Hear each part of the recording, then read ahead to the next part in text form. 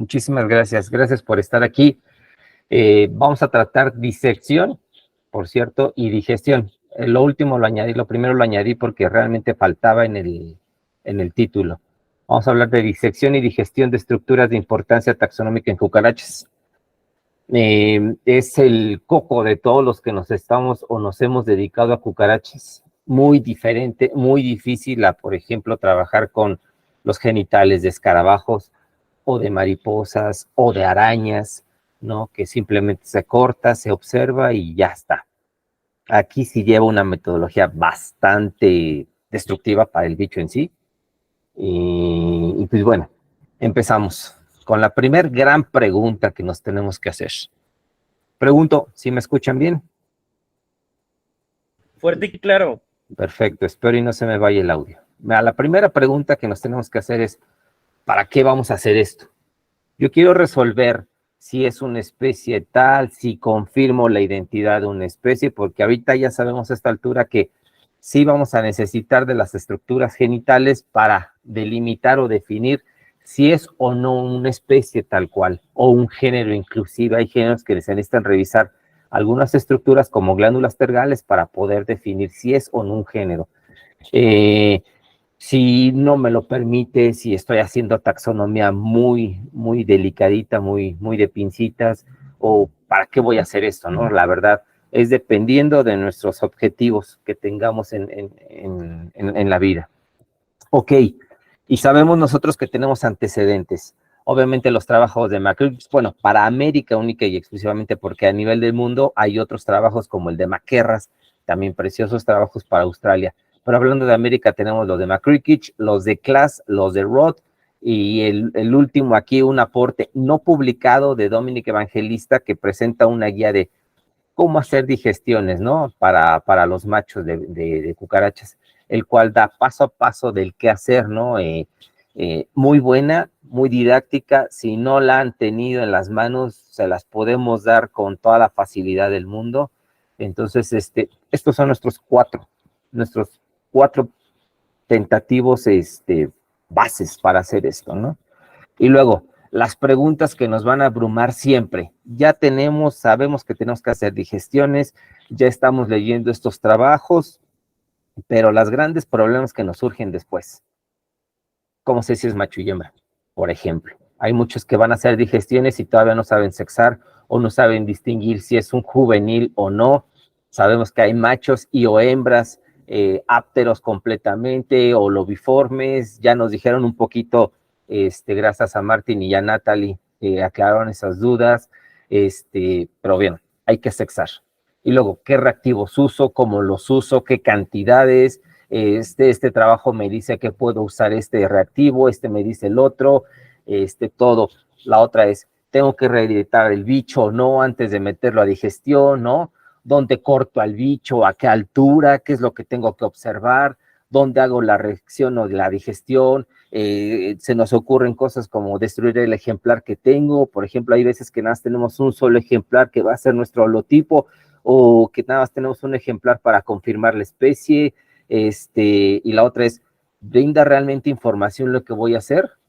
Esta digestión me va a brindar la información como para dilucidar alguna luz, ¿no? O cómo se llama cada parte que veo, cómo reconozco cada esclerito, cómo se llama cómo se llama el otro, por qué cambian de nombre dependiendo de la familia, por qué aquí le llaman de acá y acá si yo veo exactamente lo mismo, ¿no?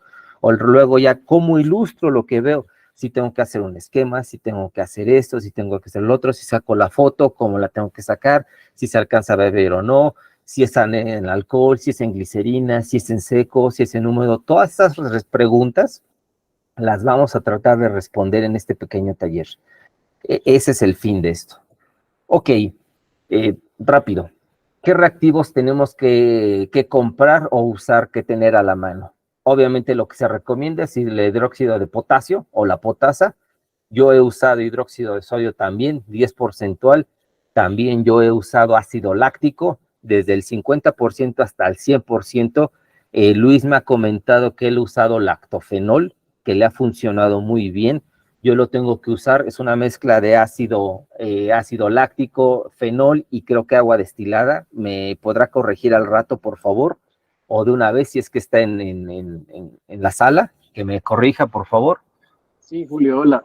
Sí, es básicamente ácido láctico con glicerina. Ah, Es eso, sí. perfecto, muchísimas gracias. ¿Qué otra cosa? Eso es para la digestión.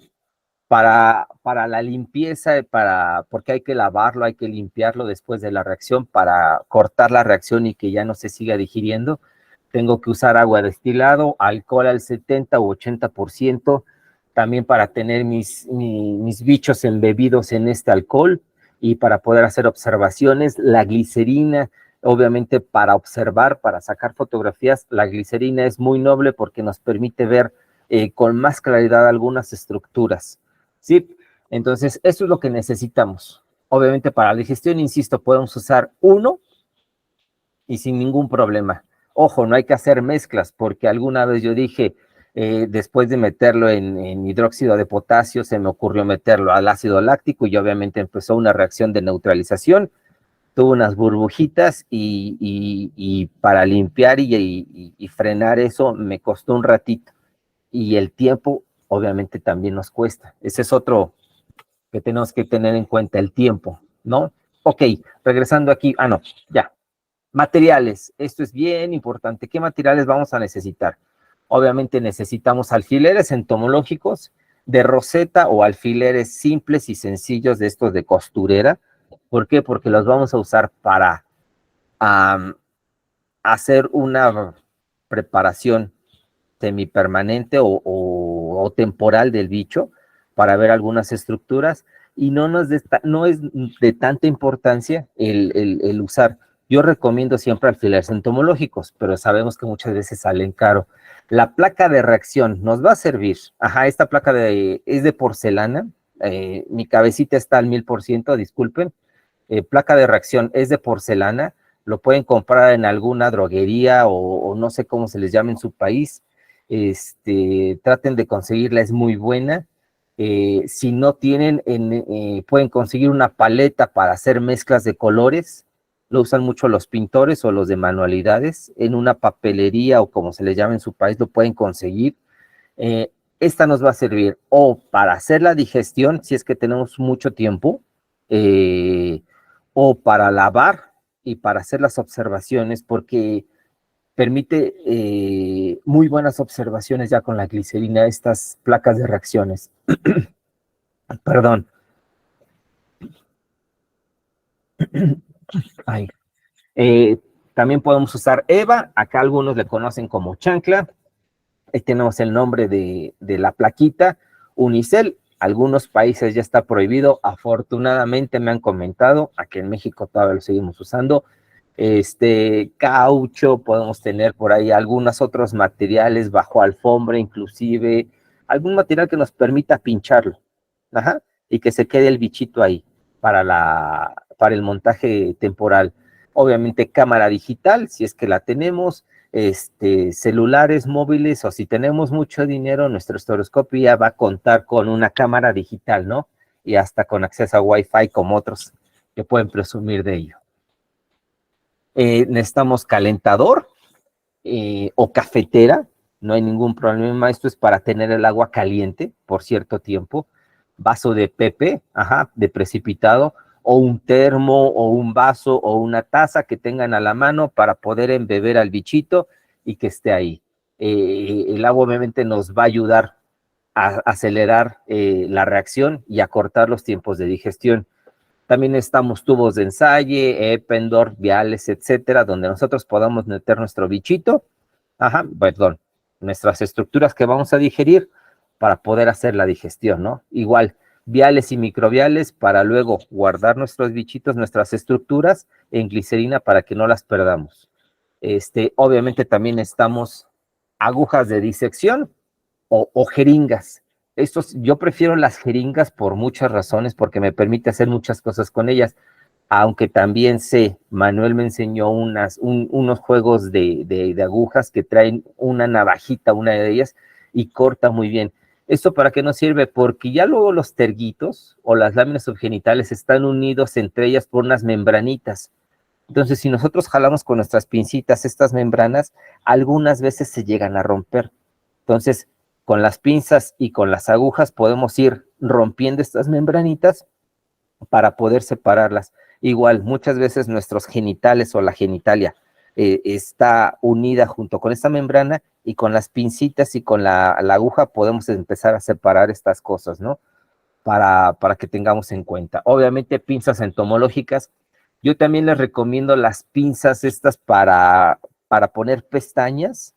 Sirven muy bien porque no cansan mucho. Su cierre es muy suavecito. Entonces, si pueden conseguir de esos en manualidades o cosas por el estilo, insisto, pinzas para poner pestañas sirven muy bien. Más aparte, el cierre es casi perfecto. O sea, para agarrar una pestaña, imagínense, y luego pegarla. Entonces, el agarre o el cierre es muy bueno en estas pinzas. Mucho mejor que las entomológicas o las de relojero que le llaman acá. Ok, tenemos aquí un pequeño mapa de lo que tenemos que hacer. Sí o sí vamos a tener que rehidratar nuestro bicho, que vamos a tratar de estudiar o ver, o tratar de, sí, perdón, de estudiar. Sí o sí lo vamos a rehidratar. ¿Con qué? Con agua caliente. Si nosotros pusimos agua caliente en nuestra cafetera o nuestra estufa o traemos el termo, podemos poner nuestro bichito ahí. ¿Cuánto tiempo? Depende del bicho, del tamaño del bicho, del esclerosado que tenga. Yo generalmente lo meto con todo el alfiler, quito las etiquetas, lo meto con todo el alfiler y lo trato de sumergir un poquito para que salgan las burbujas y el aire que tiene en su interior para que reblandezca todo. Después de eso yo muevo una patita o un ala y veo que ya está maleable, entonces ya lo saco. ¿Para qué? Pues para ver estructuras. Lo otro es, y muy importante, es sexar. Tenemos que saber si es macho y o hembra. Le podemos dar el mismo tratamiento, quitar el abdomen completamente del bicho, pero es muy destructivo. Entonces yo recomiendo principalmente sexar. ¿Cómo vamos a saber si es macho y hembra? Ahorita lo vamos a ver un poquito más. Para los machos, sí o sí tenemos que hacer un montaje preliminar cuando es nuestra primera vez con estos bichos. Ya cuando queremos confirmar algo, ya sabemos en dónde vamos a cortar el abdomen. Pero mientras, no. Tenemos que hacer un montaje preliminar con las alas abiertas. Ajá. Y ahorita vamos a hablar un poquito de ello. Ya luego vamos a hacer la disección en el terguito N, dependiendo el bicho. Si es desde el terguito 1, que nos tenemos que llevar todo, porque hay estructuras tergales de importancia para observar y digerir, e ilustrar también, y meter a digestión y limpieza. De la hembra solamente cortamos el abdomen desde el terguito 6, lo podemos hacer inclusive el 5. ¿Por qué lo hacemos desde ahí? Porque las estructuras como la lámina subgenital muchas veces tienen apodemas, y ahorita lo vamos a ver ello, y se extienden muchas veces hacia los terguitos, ajá, anteriores a estos. Entonces, si nosotros cortamos muy cercanos a, o si jalamos, nos podemos llevar estas estructuras que son los apodemas, o si es un macho de repente y lo jalamos, podemos romper algunas estructuras. Hay algunos falómeros que son muy largos, y entonces hay que tener en consecuencia también ello, y también hay apodemas, que ahorita los vamos a ver, muy largos, y entonces podemos romperlos, y entonces ya nos va a costar más trabajo el ilustrarlos. Obviamente metemos a digestión, limpieza, observamos, fotografiamos, y lo más importante después de todo esto es al almacenaje. Lo tenemos que almacenar en viales o microviales, en glicerina, eso sí es, porque en alcohol no, es en glicerina, y ya sea embebido junto con el bicho. Si tenemos nuestra colección en húmedo, si la tenemos en seco, la tenemos que poner, yo recomiendo junto con el bicho al cual se le extrajo, y a la etiqueta donde se le extrajo se le debe de poner disección o digestión o algo para indicar que es esa, para que empate. Tengo ahorita algunos problemas con colecciones en seco que estamos revisando, pero vamos a poder salvar parte de esto, ¿sale? Entonces empezamos. Lo primero es el sexado. Nosotros vamos a ver si es macho o hembra, porque los machos sí o sí tienen estilos, siempre van a tener los estilos. Permítanme. Ok. ¿Cuáles son los estilos? Son estos. Estos son los cercos, y como vemos, machos y hembras tienen cercos. Este es el mismo género, es Rocaina. Vemos que los dos tienen cercos, ¿sí? Pero los machos solamente tienen estos estilos, que pueden ser, como en este caso, simples o digitiformes. Ajá. Y ahorita vamos a ver la gran variedad que tiene estas cosas. Y tienen los machos siempre, o la mayoría de las veces puede tener modificaciones y o glándulas tergales. Algunas veces me hizo la mención la doctora López de que todos los machos tienen glándulas tergales. Lo que no pueden tener son aberturas externas. Y entonces vimos la otra vez un video que nos presentó Natalie de bichos que, si recuerdo bien, no deberían de tener glándulas tergales y de repente presentan este comportamiento. Ah, no es cierto, fue Luis con Arquimandrita, que nos presenta esta danza nupcial. Arquimandrita no debería tener glándulas tergales externas, pero sí las tiene y tiene este comportamiento para atraer a la hembra. Entonces la doctora López bien me dice, siempre van a tener glándulas tergales, pero internas, y las otras son modificaciones o glándulas tergales externas, que son conspicuas, que las estamos viendo ahí, que nos van a servir para separar inclusive géneros, ¿no? Entonces las hembras no tienen estilos, vemos aquí los cercos, y no tienen estilos. Las láminas las láminas subgenitales de las hembras generalmente son todas iguales en el mismo género, no va a haber modificaciones. Entonces tenemos que sexar a nuestros bichos. Y los terguitos siempre son simples, no va a haber modificaciones. Hasta ahorita en la bibliografía y en los bichos que hemos revisado, ninguna hembra ha tenido modificaciones tergales. Entonces ya estamos sexados el bicho, ya sabemos más o menos qué onda. ¿Qué tenemos que hacer? Obviamente el montaje preliminar. De su lado, de este lado tenemos el mismo bicho, es una rocaína, y vemos aquí que no tenemos o sea, aquí no podemos apreciar las glándulas, no podemos apreciar absolutamente nada del bicho. Por eso es que tenemos que extender las alas, ¿sí? Obviamente auxiliándonos de material para mariposas, papel encerado o papel vegetal para poderlos montar. Yo lo que hago es los monto, ajá, los dejo secar como 30 minutos, ya sea a temperatura ambiente. Acá Toluca hace frío, tenemos temperaturas de 20 grados prácticamente, o hasta 15 grados todo el año. Entonces hace frío, los saco un rato al sol para que se medio sequen, que las alas se mantengan en esa posición, y luego ya vengo y veo estructuras al estereoscopio. Entonces es interesante hacer esto porque podemos ver estructuras tanto en los terguitos, ¿sí?, como en algunas otras estructuras dorsales. Aquí no se alcanza muy bien ver bien la foto, pero tenemos unas proyecciones en este metanoto, ¿no? O podemos ver algunas estructuras aquí, etcétera, ¿no? Podemos ver otras cosas que no nos lo permiten con las alas de esta manera, ¿ok? Por eso es que necesitamos hacer los montajes preliminares.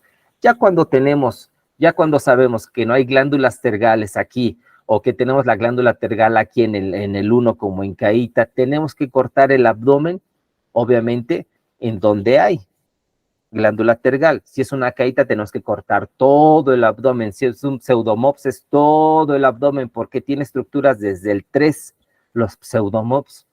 Entonces, si no tenemos glándulas tergales, como en este caso, yo recomiendo en el terguito 5, por lo que ya había mencionado, por los apodemas y por los escleritos que podemos tener en los genitales. Entonces, ya, vamos a hacer una separación de si son machos y o hembras.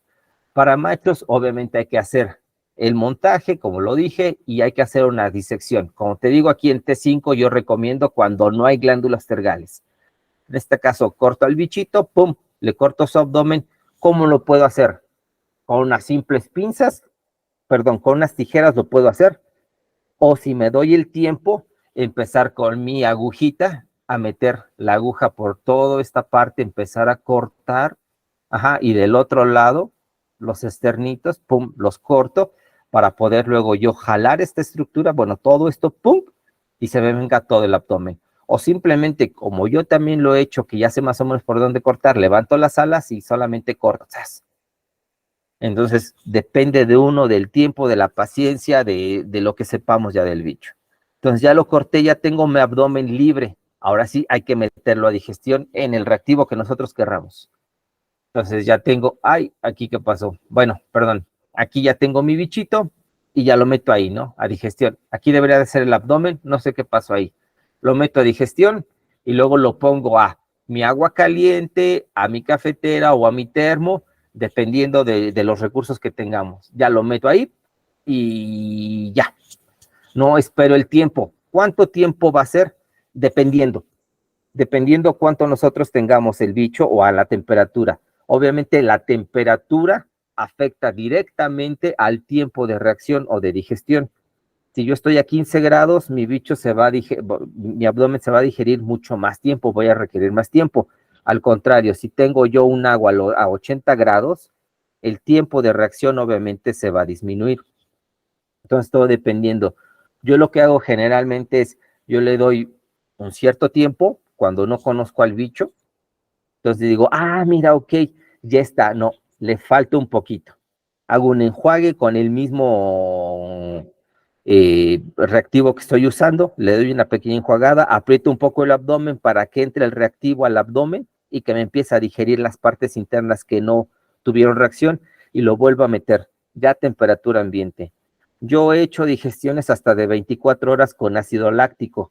Lo interesante del ácido láctico es que me permite dejar al bicho ahí, bueno, mi abdomen ahí, ¿sí? Y al otro día lo puedo revisar. Y no se evapora, cosa que no pasa con las soluciones o las disoluciones porcentuales de los hidroxis. Estos hay que estarlos viendo constantemente porque si se deshidrata, si se va todo el agua, si se evapora, se me hace una verdadera cochinada. Si voy a dejar en digestión con hidroxi, siempre lo voy a tener que mantener tapado, porque si no se me evapora y se me hacen las sales y luego se me pegan, le tengo que poner agua y es un verdadero relajo. Con el ácido láctico, insisto, no. Yo he dejado el ácido láctico ahí y sin ningún problema voy viendo, ok, le falta y sigo trabajando en otras cosas. Bueno, el siguiente paso, limpieza y observación. Yo recomiendo primero hacer una foto, si no conozco al género, si no conozco al bicho con el que voy a estar trabajando, hacer una foto de este tipo, de la lámina subgenital, ¿sí? Con la genital asociada, aunque aquí se ve que todavía le falta quitar musculatura, algo de grasa, algo de membranas y todo. Yo recomiendo hacer esto. ¿Por qué? Porque yo voy a ver de qué lado está principalmente esta estructura que es el gancho genital. Yo puedo decir que el gancho genital está de este lado y entonces yo puedo inferir directamente que es un blatélido. ¿Sí? Si el gancho genital, ahorita vamos a ver, está del otro lado, puedo inferir que es un pseudofilodrómido y así por el estilo, ¿no? Entonces, y vamos a saber realmente cómo lo vamos a llamar a estas estructuras. El esclerito medio y todas las relajos. Y entonces vamos a ver cómo están las estructuras más o menos ortodoxamente, yo le pongo. Ajá. Y vamos a ver otras cosas aquí que ahorita vamos a hablar de esto. Entonces podemos ver apodemas y todo. Ya después retiro los genitales, los pongo aparte, yo le saco una foto también en solitario, sin la lámina subgenital. Yo lo saco así para también más o menos ver cómo la posición a las cuales les tengo que sacar fotos. Ok. Fotografiado e ilustración, como les digo. Ya saqué estas cosas desde esta misma blata, es una caíta. Esta es Caíta Gutiérrez que describimos hace años. Entonces, ya vi que están mis estructuras así. Yo ya hice también la digestión de esta estructura, que es la lámina suprarrenal, y también observé dónde estaba mi glándula tergal en T1, y entonces yo aíslo mi glándula o mi terguito para ilustrarlo y para mostrar cómo es esta estructura. También tengo que ver cómo son los paraproctos. En muchas ocasiones vamos a ver que los paraproctos brindan mucha información. En otras ocasiones no brindan nada de información. A nivel de género, todos los paraproctos son iguales.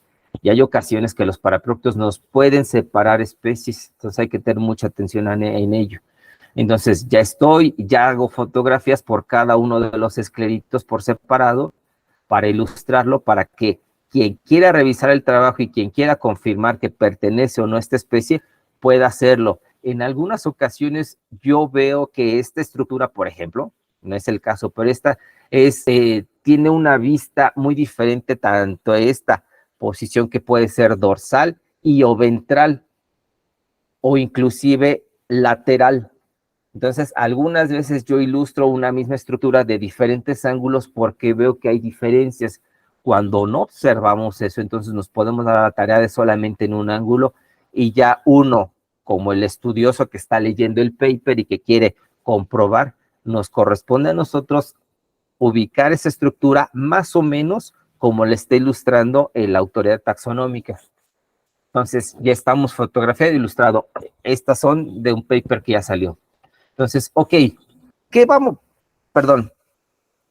es lo que tenemos que observar ya después de las digestiones que hicimos, la limpieza, que ya estamos en la glicerina? ¿Qué es lo que vamos a observar? Obviamente, si hay, vámonos por partes en el abdomen, si hay o no hay estructuras tergales, como les digo. Este es el caso de Macrophyllodromia maximiliani, y vemos que no hay modificaciones tergales. Hasta parecería una hembra. Sabemos que es macho, obviamente, por estas estructuras que son los escleritos de los genitales, pero vemos, así se ve un abdomen sin glándulas tergales, sin modificaciones tergales tal cual. Yo a esto le llamo una modificación tergal. Este es un T9 en una anaplecta. Si vemos, el terguito 9 está modificado porque no está recto. Un terguito normal sería así, ¡pum! Así, una línea recta ahí como los vemos aquí, tras. Pero en este caso, hace este huequito, si me permiten, para que estas estructuritas salgan de la lámina supranal. En anaplecta pasa esto, que las estructuras tergales están en la lámina supranal. ¿Son estructuras tergales? Sí, porque están en el último terguito que nosotros llamamos lámina supranal, pero el abdomen consta de 10 placas o de 10 esternitos que contamos del 1 hasta el 10, y la décima, la placa external, es la lámina supranal que le llamamos. Entonces, no tenemos aquí en este caso glándulas tergales ni estructuras tergales, pero vemos otras que tienen estructuras y glándulas tergales. Este es de un Pseudomops cinctus. Entonces vemos que desde T3 hay modificaciones tergales, hay glándulas tergales, modificaciones tergales, glándulas tergales, y vemos todo esto. Entonces, para este caso tenemos que ilustrar todo para estar indicando qué es lo que vemos, ¿no? En este caso ahorita la tenemos como cestoblata, pero es algo totalmente diferente a cestoblata. ¿Por qué? Porque esta es una cestoblata tal cual. Esta es cestoblata, la especie Carrickeri, que Natalie fotografió y hizo las digestiones, y entonces vemos cómo deberían hacer las glándulas en cestoblata y que ve cómo difieren. Esta es una fosa gigantesca. Así se ve el abdomen sin la digestión. Antes de la digestión, vemos que este es T6, no presenta modificaciones, y luego la glándula tergal en T6, T7, y luego ve cómo están modificados. Esto es lo que podemos ver. Hay glándulas tergales sumamente conspicuas, como estas fosas, que son hoyos, o simplemente un conjunto de pelitos. Quiero hacer mención de que a veces, si el ejemplar es muy melánico, como en este Caloyotlus, las primeras observaciones que yo hice de Caloyotlus, estaba muy negro, y yo dije, no tiene glándulas tergales, y así salió el paper. Oh, sorpresa, cuando se me ocurre revisar otra vez Caloyotlus dicicolis, entonces me doy cuenta que sí tiene glándulas tergales, aparte de la modificación que yo había mencionado, y dices tú, ¡puff! Esta es la glándula tergal que no había visto yo porque me nublé. Entonces se tiene que corregir ello. Entonces vemos, Caloyotlus dicicolis estaba en Pseudomops, pero vemos las diferencias en cuanto a las modificaciones tergales y aparte los genitales, y entonces el género sigue siendo válido. Entonces vemos lo que tenemos que ver en el abdomen, ¿sí? Seguimos, lámina supranal. ¿Qué estructuras tenemos que ver y observar? Aparte de lo que refiere a la bibliografía, que es el ancho por el largo, muchas veces que nos dice lámina supranal transversa o casi tan larga como ancha, lo que tenemos que ver es exactamente qué tan lobulado es, si hay emarginaciones o no, si hay constricciones como en anisopigia, que esta cosa está sumamente modificada y está hasta por acá. No puse una foto, perdónenme. Este es de una Ichnoptera rufa. No, es de una Ichnopterini. Entonces vemos que no tiene lo que presentan todos los Ichnopterinos o Ichnoptera, que es una como membranita aquí y hialina. Entonces, no la tiene. Y aparte las modificaciones, estos son los paraproctos. Vemos como en algunas ocasiones, este es de una Holocomsa. Vemos que son los paraproctos muy simples, prácticamente iguales. Modificaciones son los paraproctos también. No hay emarginaciones, no hay lobulaciones, hay lobulaciones. Los paraproctos vemos cómo están. Sí hay glándulas, como en este caso que es una anaplecta. Entonces vemos cómo hay un conjunto de pelitos ahí, los paraproctos muy similares entre ellos. Esta es una Arctoblata luteola, vemos cómo está completamente bilobulada, que está muy constreñida en la parte media. Vemos, este es un Compsodes, vemos cómo está modificada, vemos, o sea, los paraproctos aquí muy, muy similares entre ellos. Aquí erra un poquito la ilustración porque obviamente se movieron, pero son prácticamente iguales los paraproctos. Pero vemos esta cosa interesante. Tenemos esta ventana hialina, como la menciona Esteban. Es una ventana ahí. O sea, está la lámina subgenital y esta parte es membranosa. Eso hay que observar también. Hay que ver también si está muy larga o muy ancha, dependiendo. Estos son de epilamprinos mexicanos. Tenemos en consideración que puede ser un género nuevo, con Epilampro azteca, porque aparte de los paraproctos y la lámina subgenital, que es más corta en comparación con esta que es maya, o en esta que es Epilampra mexicana, vemos que hay diferencias, más aparte en los genitales también hay muchas diferencias en esto. Entonces, es lo que tenemos que ver en las láminas subgenitales, supranales, perdón. Si hay estructuras o no, la forma de los paraproctos, las formas más o menos de las láminas subgenitales, si hay ventanas hialinas o no, los paraproctos, que en estos casos no están tan modificados, pero hay unos casos en que los paraproctos están tan modificados como el Caloyotlus, que dice uno, ¡pum! ¡Qué locura! Al momento de describir, no hay palabras para describir ello, la verdad. Ok, la siguiente, ¿qué hay que ver en las láminas subgenitales? ¿No? Yo siempre digo y siempre voy a decir con Esteban que me apoye en la idea que los apodemas nos van a brindar cierta información. Aquí vemos que están prácticamente ausentes.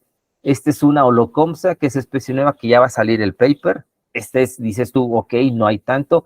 Los estilos vemos cómo están simples, algunas veces con unos pelitos o con unas espinas aquí o procesos piliformes. Más o menos si son simétricas o no son simétricas. Vemos aquí los apodemas están mucho más largos, son asimétricos. Vemos cómo la lámina subgenital es completamente asimétrica, con los estilos migrados hacia un costado. Eso también nos va a brindar. En algunas ocasiones, en muchos cicnopterinos, este estilo está muy modificado, más que pero en algunos, por ejemplo, en Snoptera rufa, este estilo está en una como protuberancia mucho más acentuada que en esta. Vemos que es una como basecita, que muchas veces se extiende mucho más. ¿Cuántas espinas tiene? Si el ápice de este estilo está con procesos espinosos o no. Vemos si son simples aquí y casi simétricos. Vemos si tiene pelitos o no. Los apodemas aquí sumamente disímiles. Vemos uno mucho más largo que el otro. Aquí también. Este es de una Naublatela. Esta es de una Ritodometopum de Venezuela. Entonces vemos que los apodemas son asimétricos, pero vemos que la simetría, no es exactamente lo mismo. Este está en otro costado. Está en vista dorsal y este está en vista ventral.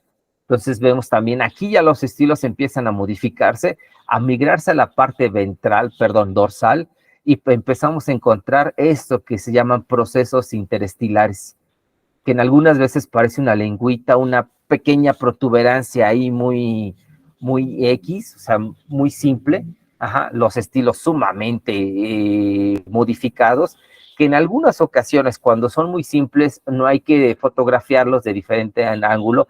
En este caso, sí hay que estarlos observando con diferentes ángulos para ver en dónde está. En este caso, en este paper, si lo quieren consultar, se ilustra realmente cómo está esta cosa muy modificada, muy migrada. Entonces lo tenemos que observar de otro ángulo para ver cómo está esta estructura tridimensional, porque no son de 2 dimensiones estas cosas. Vemos también, este es un COMSODES, vemos un proceso interestelar, no es recto como en algunos, en este caso ve cómo es. Esto es un COMSODES delicatulus, vemos que los apodemas prácticamente no están. Este es un género nuevo que estamos describiendo, que está ahorita muchas como Chromatonotus. Damaris, puedes revisar tus ejemplares de Chromatonotus para ver si tienen este proceso interestelar, y te apuesto que esos no van a ser Chromatonotus. Los Chromatonotus no presentan esto, si puedes averiguarlo y verlo. Entonces vemos que los estilos son más o menos similares, pero de repente empiezan a tener procesos espinosos. Ajá, los apodemas vemos cómo son. En este caso es una eldaína que tiene los estilos completamente disímiles. Vemos el estilo izquierdo, que hay una bolita apenas, casi del tamaño del cursor que los pongo ahí, del apuntador láser, es de ese tamaño, mientras que el otro es extremadamente modificado, migrado hacia la parte dorsal y con procesos espinosos aquí. Este es de un pseudomops, vemos cómo los estilos están muy modificados, ajá, que prácticamente se ocultan en la parte dorsal y que cuando nosotros los vemos en la parte ventral no se ven, y puede dar el falso el falso de que es una hembra, porque los estilos están metidos igual que en este. Algunas veces los estilos se meten y no permite verlos. En algunas ocasiones este también se mete tanto que no permite ver, y dices tú, ¿será una hembra? Porque no veo los estilos, como me dicen, no son los estilos de estas maneras. No, hay que estar observando, agarrar el bicho si está en seco, mover el ángulo de observación para tratar de ver en el interior de las dos placas si es que tiene estos estilos, más aparte los genitales que algunas veces se salen por sí solos. Hay que observar estas cosas. Y en estos casos, sí hay diferencias en las especies, al menos en las 4 especies que hemos revisado de México, sí hay diferencias en cuanto a la morfología de los estilos de las 4 especies mexicanas. Hay veces en que hay modificaciones, que tenemos un proceso interestelar, que tenemos unos estilos muy modificados, así lanceolados, aplastados. Entonces, vemos, este es de Macrophyllodromia maximiliani, esta estructura, y vemos otras estructuras asociadas, como este proceso, ¿sí? Entonces, vemos que de repente hay mucha información en las láminas subgenitales también, los apodemas también nos van a dar mucha información, y el máxime, creo yo, de las modificaciones que hemos visto hasta ahorita es esta cosa. Cuando yo la vi dije, ¿esto qué es? Ahorita la tenemos tentativamente en Cestoblata, pero Natalie y yo creemos que es un género totalmente ajeno, que muchas especies centroamericanas deberían de ser consideradas en esto. Vemos los estilos sumamente modificados sobre una base, el estilo, dices tú, wow, el otro estilo también está ligeramente modificado, más cónico, ¿no? Y no digitiforme, y un proceso interestelar completamente modificado que tú dices tú, esto es salido como de una película o es un monstruo, decimos, es extravagante, es realmente fabulosa esta cosa, y aparte los apodemas que nos van a estar brindando también información. Entonces, en conclusión, ahorita vemos que la lámina subgenital brinda también mucha información, y que en algunas ocasiones, en algunos papers, solamente nos manejan los estilos aquí separados y no nos presentan estas estructuras que son los apodemas. Y entonces hay que ilustrarlos, por favor, revísenlos e ilústrenlos, porque nos van a dar información. Y descríbanlos también. Ok, de genitalia, llevamos a lo álgido de esto. ¿La genitalia nos va a brindar información? Sí, muchísima, como para separar familias inclusive. Vemos en este caso, tenemos un COMSODES, vemos que los escleritos son sumamente amplios, son numerosos, y muchas veces no sabemos dónde termina uno y dónde termina el otro. En este caso vemos cómo hay otras estructuritas asociadas, vemos cómo están modificados, dice uno, wow. Y en otro caso están muy presentes, perdón, pero en algunos casos no hay que observar. En todos los panclórinos no hay estructuras genitales, no hay escleritos. Y lo único que queda es un L1 ahí reminiscente. Es lo único que nos queda. Para comparar esto, ¿cómo hacemos para comparar si no hay más? Todo esto que vemos nosotros es la membrana que conectaba a todos los escleritos, pero ya no los hay. En este caso, yo como no veía nada con la glicerina ni con el alcohol, decidí hacer un experimento. Puse lo que es tinta china junto con alcohol y embebí mi membrana. Dije yo, a ver si sale algo. Este es de una acroblata, perdón, luteola. Entonces dije yo, a ver qué veo. Y por fortuna me dio la oportunidad de poder brindar un poquito más de información y de ver exactamente dónde estaba el L1. Hay ocasiones en las cuales esto es muy típico de los blatélidos, presentar el R3 de esta manera o de esta manera. Yo digo siempre, me recuerda mucho la Torre Eiffel, no sé por qué, pero me recuerda a ello. Entonces esto, si vemos nosotros, es prácticamente característico de blatélidos. Los ganchos genitales que siempre están de este lado, del esclerito medio, el L2, y muchas veces el L2 no presenta esta división, el L2D y el L2BM, no presenta esas modificaciones, y presenta una muy amplia modificación en lo que es en R3 o el complejo R. Vemos que está R3, R2, R1, y muchas veces presenta unas proyecciones del R3, que son extensiones ventrales, decimos que están muy modificadas. Estas dos se supone que deban de estar en el mismo género, estas dos especies. Esta es la cestoblata que tenemos para México y esta es la cestoblata, la especie tipo que es Carrickeri. Gracias, Natalie, por hacer la digestión. Entonces vemos, ¿no? Que de repente hay cosas que hay que resolver. Hay ocasiones que esto y esto está en la misma familia. Estos de acá son pseudofilodrómidos.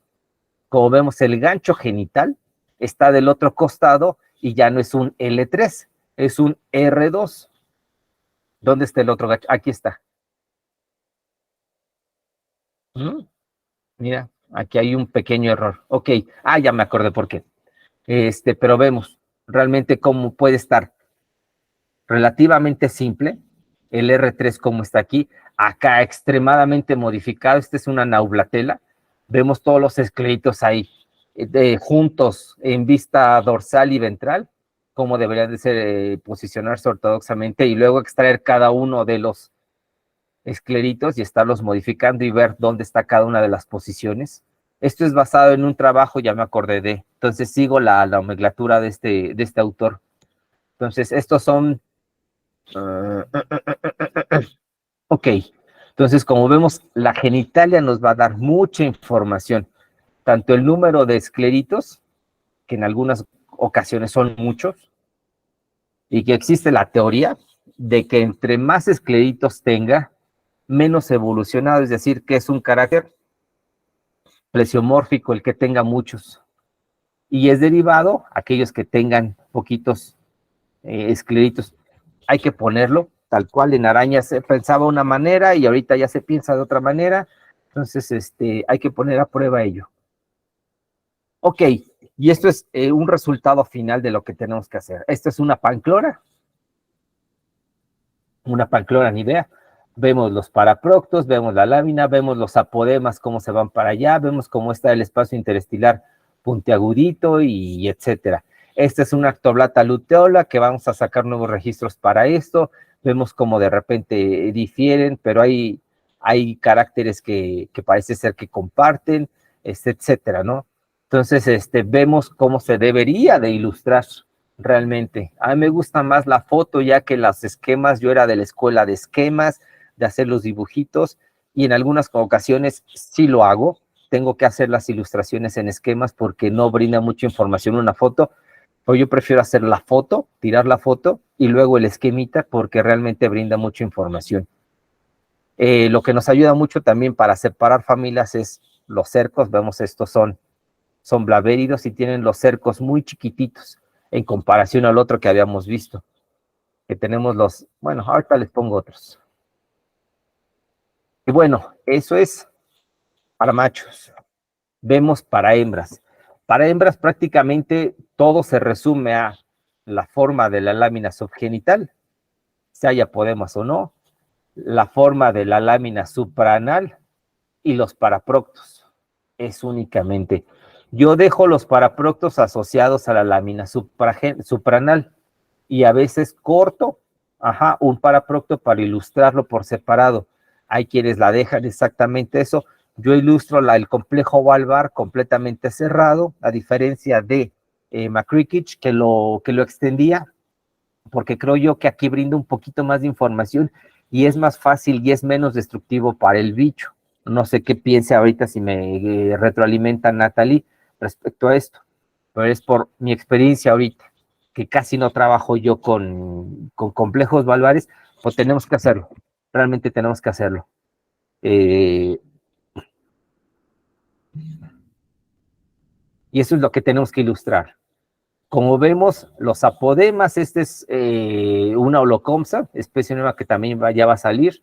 Entonces vemos que la lámina subgenital brinda información si es valvar o no, los apodemas cómo son, si están muy juntitos o no, si están muy largos o no, si la lámina supranal, los paraproctos femeninos cómo son, y el complejo valvar, qué tan reducido, qué tan oso, si es la vasiválvula, cómo está, si, o sea, todo eso nos va a brindar información. Y lo comparamos contra un género que se describió apenas, que es el Daina. Vemos la complejidad del complejo valvar respecto a esto. Entonces, es lo que tenemos que hacer, ¿no? Y entonces, para terminar, el almacenado de las estructuras, ¿cómo lo vamos a hacer? Obviamente debe de ir embebido en glicerina, obviamente debidamente ya lavado, debidamente embebido ya sin ninguna bronca, en viales o microviales. Si está en seco, yo tengo un problema ahorita que tenemos que resolver. Si es en seco, van a estar así, el cajoncito del bichito, les presento este santitetón, que vamos a hacer unos reportes nuevos para México, y este vial tiene las estructuras asociadas del macho, que son los terguitos que no utilizamos, y en cada uno de los viales tenemos los genitales de la hembra y del macho. Entonces, por separado. Y esta es la forma ahorita que a mí se me ocurrió asociarla junto con el ejemplar y el cajón que estoy revisando o la cajita que estoy revisando. Pero esto a lo largo va a traer consecuencias y conflictos, porque si alguien llega y revisa esta cosa y no los pone tal cual lo dejamos nosotros y el curador no tiene la perspicacia de estar revisando qué hace el observador, pues obviamente esto se puede extraviar. En la colección nacional vimos que tijerillas estaban asociados a sus genitales, que ya habían empezado a trabajar y que pararon el estudio en un tubito, y el tubito lo atravesaban con el mismo alfiler del bichito, y entonces ahí estaba el bichito y sus genitales acá abajo como debe de ser. Pero la pregunta, y si alguien tiene para retroalimentar una forma de tener el microbial asociado a esto, sería bueno. Una idea que se nos ocurrió también es, este es una eldaína nueva, braquíptera, que tenemos ahí, que de repente tiene unas modificaciones tergales medio raras, pero los genitales nos están mandando para allá. Este es de Oaxaca, México, pero el género eldaína no es braquíptero, y los dos machos que revisamos de Oaxaca son braquípteros. Entonces uno dice, tú, puff, establezco un nuevo género, sigo con un grupo aparte, que sean los braquípteros. La verdad es que ahorita todavía no sabemos qué hacer. Y vemos que, como es material tipo, obviamente tiene sus etiquetas de material tipo, pero está asociado únicamente para una bolsita, para que no se muevan tanto, y en la misma cajita del bicho. Me parece adecuado esta idea, la extraje de Manuel, porque él tiene sus bichos en bolsas. Gracias, Manuel, por la idea. Y aquí tenemos ya un género completo en un cajoncito. Este es Caloyotlus disicolis, con sus genitales aquí, del que revisé, y las estructuras tergales acá. O también tenemos la otra posibilidad que estoy manejando a ver cuál me permite. Esto ocupa muchísimo espacio. Hay que conseguir unas bolsitas mucho más chiquitas, tipo Ziploc, para meter ahí los genitales. Y ya, esta es una especie nueva también que tenemos en descripción, y encontramos esta especie también que es un poco más chiquita, pero que comparte caracteres con esto. Pensábamos que las dos estas eran especies nuevas de Pseudomops y, oh sorpresa, comparando con Pseudomops, nada que ver, y están más asociados con esta chiva y están presentes en la depresión del Balsas. Ah, no es cierto, este es en la Sierra Madre del Sur.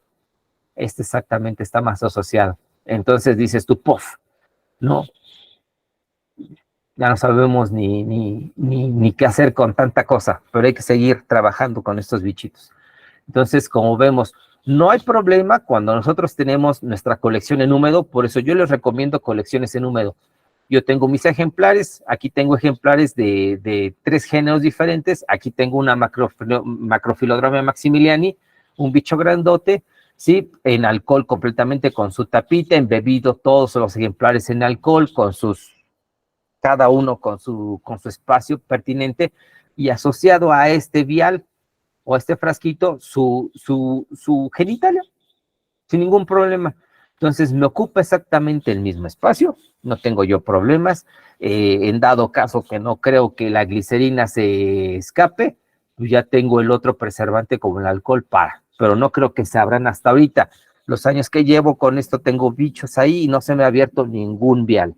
Entonces sería bueno conseguir algunos también, unos microviales o unas cosas chiquititas, unos ependor muy chiquititos, con taparrosca o algo muy similar para que no haya ningún problema. Entonces, Rainier me facilitó algunos viales o algunos frasquitos para muestras genéticas que me han servido mucho también para hacer las digestiones y para almacenar alguna de la genitalia, como las que vimos acá. Estos son los que de repente me regaló y ya han servido muy bien, la verdad. No se les escapa absolutamente nada. Entonces, hasta ahorita es prácticamente todo lo que les tengo que decir. Yo espero que me hagan muchas preguntas porque cuando iniciamos en esto tenemos muchas dudas. Muchísimas gracias y continuamos.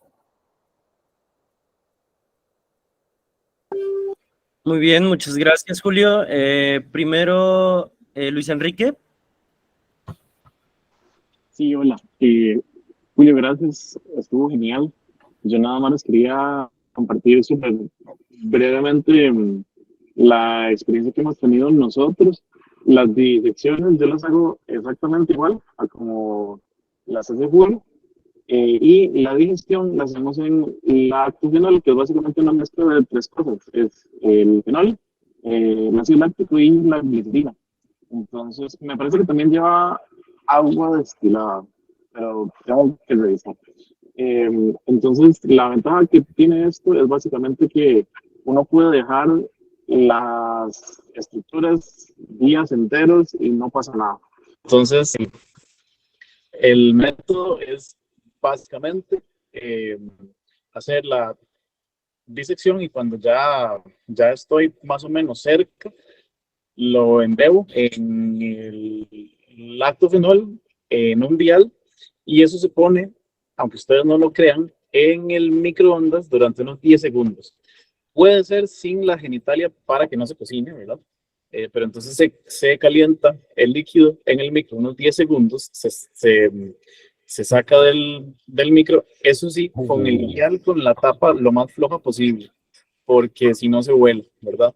Se saca del micro, se pone la estructura de interés y se mueve un poquitito y se va tanteando, se revisa, se limpia, etcétera, hasta que ya queda bien. Esto se hace una y otra vez hasta que ya queda nítido y es relativamente sencillo, es súper rápido y cuando uno está bastante corto de tiempo, se puede dejar el fin de semana entero, no sé, y el lunes se revisa. Entonces es una técnica bastante versátil y funciona súper bien por si alguien quiere hacer la prueba. Hola, hola. ¿Alguna otra pregunta, comentario, ¿Alguna otra retroalimentación? Bueno, yo quiero comentar sobre las colecciones enteramente en alcohol. Lo que se puede hacer, como las cucarachas son un poquito más resistentes que, no sé, pececillos de plata y colémbolos y todo eso, se puede guardar únicamente en bolsitas de tipo Ziploc para bisutería. Y los ejemplares más pequeños pueden ir dentro de viales, dentro de las bolsitas para evitar que ejemplares grandes, digamos, un Blaverus que aplaste a una Calayotlus o una Compsodes, Entonces ese nivel de protección le vendría bien a esos ejemplares pequeñitos. Y pueden caber hasta 100 ejemplares dentro de un bote grande de, no sé cuántos son los botes que utilizo yo. Pero sí, es una manera más como que práctica para almacenar un montón de cucarachas. En vez de tener 100 frasquitos, tienes un bote grande con 100 muestras. Eso es cierto. Yo lo vi y funciona bien. Tiene sus inconvenientes como todo, pero sí funciona. Bueno, Rainier. Sí, sí, con respecto a eso también comentar que ahorra muchísimo alcohol, ¿eh? Súper importante. Ahorra muchísimo. Julio, te quería preguntar si no tienes una imagen por ahí a la mano, quizás McKittrick, de una vista lateral, quizás de un corte, de una cucaracha para que se vea cuál es la placa supranal y subgenital. Quizás haya alguien que no haya captado exactamente de cuál placa estamos hablando. Entonces, si hubiese sido útil que mostraras eso. No sé si tendrás alguna a la mano. Creo que Natalie en su presentación Sí, había. puso una, creo que se veía perfectamente cuál era la supranal y por qué se llama así, porque está justo encima del ano y la subgenital. Entonces, no sé si tengas alguna Pues, para que la muestres. Ayudaría mucho a entender quizás todo lo que has estado hablando. a ver si esta o acaso muy probablemente esta. Ok, aquí se ven las dos. Y qué bueno. Este bicho está visto de vista ventral. Entonces, la subgenital es en vista ventral, o sea, el bicho vista pancita. Y es exactamente esta, la primera que se asoma. Del otro costado, vemos cómo está aquí, la otra parte de la lámina supraanal. Exactamente. Mismo caso, esta es la lámina subgenital, visto el bicho de manera ventral, de hecho aquí se ven las alas, y la supraanal está aquí. Entonces, y creo que no tengo una imagen ahorita, puedo buscar alguna, pero me voy a retrasar. Entonces, lo puedo hacer. Permítame. No, me voy a tardar mucho. Entonces, para escogerle una, mejor no. Y de vista lateral no tengo. Pero Natalia ayer sí exactamente tenía en el trabajo de McCrickich presentado exactamente en vista lateral y el corte, cuál era la supranal y subgenital. Pero relativamente es fácil. Ventral, supranal, subgenital, perdón, dorsal, supranal.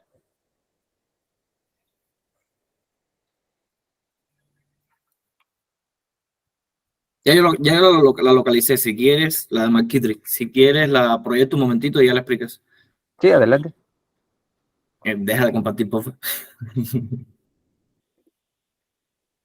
Ahí está. Ok, pues exactamente. El T indica obviamente terguito, ¿no? Entonces tenemos, es que no se va a ver mi cursor, ¿verdad? El mío sí se ve, ¿no? Ah, sí, perfecto. Sí, ahí está. Muévelo exactamente. Son los terguitos. Ahí tenemos desde el 6 hasta el 10 y el 10º exactamente debe de ser la lámina supraanal. Como dice, está arriba del ano, por eso es supraanal. Del lado ventral tenemos los ventritos, o esternitos, mejor dicho.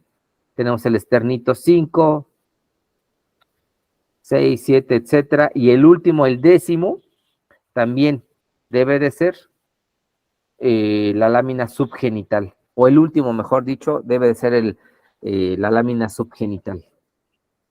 Porque está debajo de los genitales. Ahí se ve exactamente cómo está el complejo valvar. Y entonces, pues ya. Y a final de cuentas, la lámina supranal siempre va a ser la que trae los estilos. Perdón, los cercos.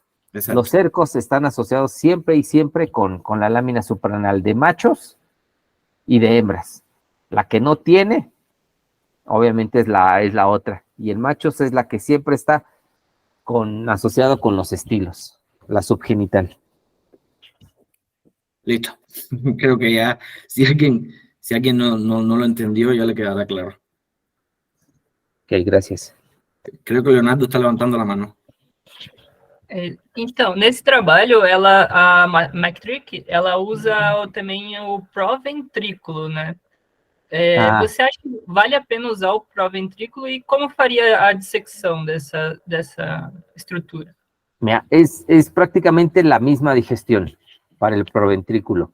McCrickets lo utiliza, pero es el único que ha utilizado los proventrículos para un trabajo tal cual. Yo la verdad he separado los proventrículos, he observado algunos, pero la verdad es que no. Igual que con la hembra que las espermatecas. Yo la verdad ya he agarrado y he hecho digestiones de bichos grandes como Blaverus en hembras y no he podido observar hasta el momento espermatecas tal cual. En McCrickets ilustra las espermatecas y el proventrículo, pero la verdad es que yo no le veo mucho caso, y aparte es una estructura muy delicada. De repente me la encuentro en las digestiones y digo, ay, mira el proventrículo, y lo guardo, pero hay otras veces en que no lo puedo rescatar y no lo veo. Entonces, yo te recomiendo más trabajar con los escleritos de los machos y con el complejo valvar de la hembra en adelante. Y aparte así ha sido después de los trabajos de McCrickets. El mismo Roth no ponía mucha atención a los proventrículos. Beleza, obrigado. Gracias por la pregunta. ¿Tenemos alguna otra pregunta? Eu tenho mais uma também. Não se faz mais a montagem em lâminas, né, desses escleritos, por exemplo. Ok. Prácticamente es como lo hago, ¿no? Yo las veo a través de la placa de las que le enseñé, de porcelana. Yo las dejo ahí y generalmente me sirve mucho, ¿no? Porque como es el terguito es algo relativamente plano, entonces ahí está flotando y yo le puedo tirar la foto.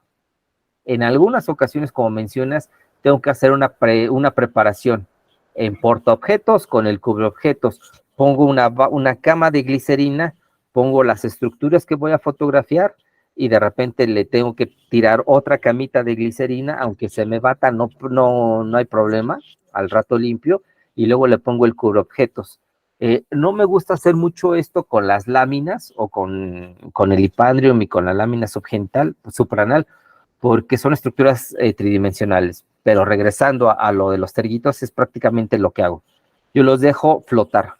En algunas ocasiones, cuando no se presta la estructura o el alcohol o la glicerina, es lo que hago. Me ha faltado tratar con estas bolitas de hidrogel, que en el alcohol no se hidratan, pero realmente muchas veces mancha el alcohol o la glicerina y lo vuelve medio turbio. Entonces hay que, prácticamente cuando lo pones, lo tienes que fotografiar rápido. Y a veces cuando tengo que sacar la foto en vista posterior para ver cómo se irradian los pelitos o alguna estructura que yo veo cosas interesantes, pues lo tengo que hacer con el alcohol. Se me olvidó ponerles esta foto, si me permiten unos minutitos, de unas estructuras en la lámina supranal de un género que estamos describiendo, que son una cosa loca.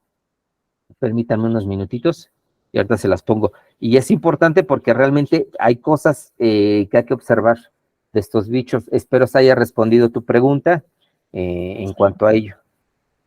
Y yo recomiendo que no hagan lo que hacía Rod, que hacía las preparaciones y las dejaba ahí. A mí no me gusta. Gracias. ¿Tenemos más preguntas? Luis Enrique, adelante. Julio, yo tenía una pregunta que tal vez puede ser un poco compleja. ¿Cómo se decide cuándo es un L1, cuándo es un L2, cuándo es un R1, un R2 y ese tipo de cosas? ¿Cómo se toma la decisión de cuál número se le asigna a cuál? Tal vez no si es L o R, sino cuál es 1, cuál es 2, 3, 4, etcétera. Lo que yo hago, o inicialmente hacía, era tomar el paper del género que estaba yo revisando. Pero me di cuenta, que muchas veces este autor cometía algunos errores en cuanto a la nomenclatura. Y entonces fue cuando dije, no, tengo que ir a la fuente, y la fuente principal es McCrickich, es el que yo utilizo. Class, muy buen trabajo, pero a mí no me gusta a final de cuentas. Ha habido esfuerzos o intenciones de tratar de cambiar la nomenclatura, como Grancolas, que le cambie el nombre porque se le antojó. Porque dice, este esclerito tiene que ser L3 porque yo veo que es así. Si a final de cuentas hay que hacer un consenso tal cual y publicar un trabajo, realmente decir por qué se llama de esta manera o por qué debe ser un L1, un L2, un L3. Pero a experiencia yo utilizo como base McCrickich. Yo de repente veo, digo, ok, observo las ilustraciones de McCrickich para el caso de los machos, digo, esto es lo que más se parece, y entonces utilizo como base la nomenclatura de él. Es lo que hago para no errarle más, porque a final de cuentas, por ejemplo, los trabajos de Hopkins que mencionan algunos datos de estas cosas, dices tú, ok, está chido, pero entonces, y ya se menciona, de hecho, en el trabajo, de este señor le puso tal nombre, este señor le puso tal nombre, pero debería de llamarse así. Es lo que debe hacerse, no lo que hizo Grancolas, que de repente le puso el nombre porque dijo, así debería de llamarse, o lo que han hecho algunos otros europeos que, no sé, a las láminas, a los estilos de, por ejemplo, macrofilodromia le pusieron otros nombres y dicen que los estilos no existen o no están. Entonces dices tú, sí están modificados, a la proyección interestelar le llaman de otra manera. Entonces yo lo que hago es ir directamente a la fuente con McCrickich para no cometer ciertos errores, y en dados casos, en algunos momentos, pongo, no sé, basado en McCrickich, y pongo en consideración el trabajo también que se revisó. Entonces, si es un L1, pongo L1 según McCrickich, y entre paréntesis la estructura que está mencionando el otro autor, Sensu, tal cual, para que de repente no haya cierto conflicto y haya cierto consenso en ello. ¿Es complicado? Sí. O sea, me sigo dando de topes con ello, porque de repente digo, ¿y con quién está asociado? O esto no se parece a tal. Espero se haya resuelto tu duda.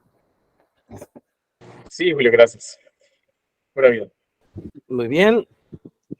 Si no hay más preguntas, voy a cerrar la grabación. Espérame, nada más les pongo esta ilustración. Claro, claro, adelante. De Redeli, que es una verdadera locura. Y ya, como les decía, a veces la lámina supranal del macho está extremadamente modificada. Me dicen cuando ya está apareciendo. Ya se ve. Agora sim. Ok, aquí vemos la lámina supranal del macho de una especie que se llama Redeli. Estaba en Esomelacris redeli, bien hecho por Esteban, que la pone como especie inquerenda porque no presentaba los caracteres de. De hecho, el mismo Fisk y creo que fue Gurney que la describen, dice que posiblemente esa especie luego tendría que separarse por los caracteres que estamos viendo. Esta es la lámina supranal del macho y vemos estas modificaciones gigantescas, tan locas.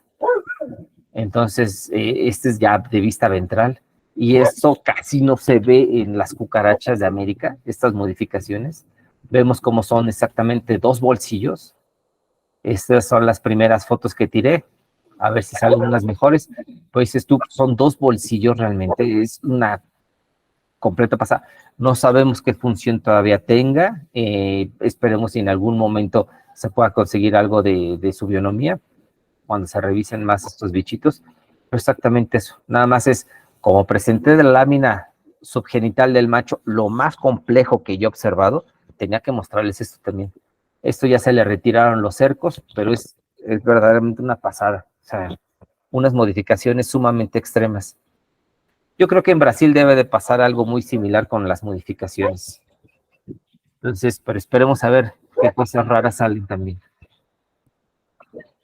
Pues por mi parte es todo.